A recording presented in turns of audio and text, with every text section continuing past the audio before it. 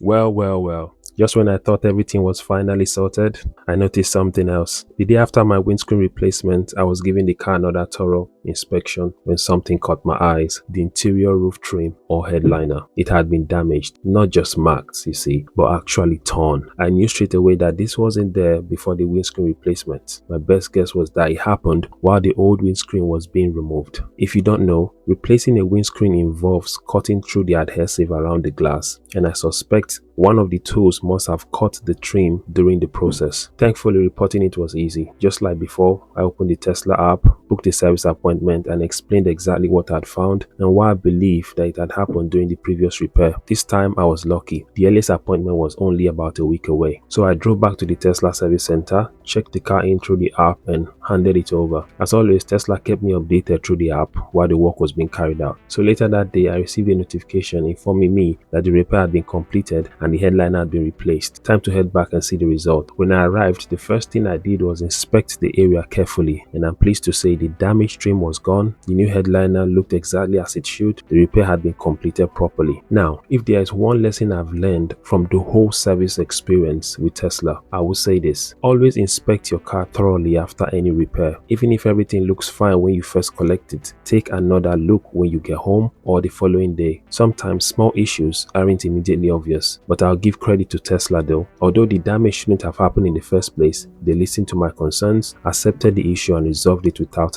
any hassle. For me, that's just as important as the repair itself. You see, things can occasionally go wrong during any repair, regardless of the manufacturer. What really matters is how the company responds afterwards. And thankfully, in my case, Tesla made it right. Thanks for watching. See you in the next one.